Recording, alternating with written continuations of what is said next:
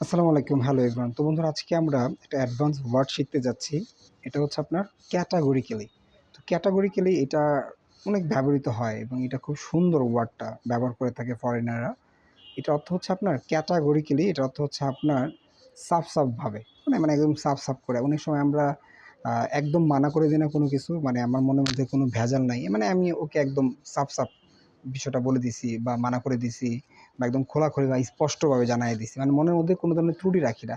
কিভাবে আপনারা কিভাবে সেন্টেন্স মেকিং করবেন, খুব সুন্দর যে কোনো একটা সেন্টেন্স দিয়ে অ্যাডভার্বটা লাস্টে লাগিয়ে দেন। আমরা অনেক সময় বলি না, বা আমি তোমাকে সাফ বলতেছি যে আমি এটা করব না, কিভাবে বলবেন?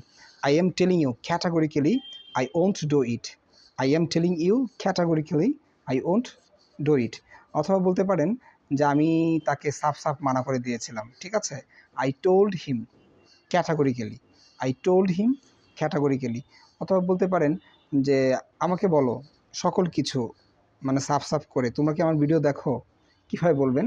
Tell me everything categorically, do you watch my all videos, do you watch my all videos. অথবা বলতে পারেন যে আমি তাকে মানে বাতিল করে দিয়েছিলাম বা মানা করে দিয়েছিলাম, I rejected it categorically, I rejected it categorically. খুবই অ্যাডভান্স একটা ওয়ার্ড, এটা শুনতে খুব ভালো লাগে।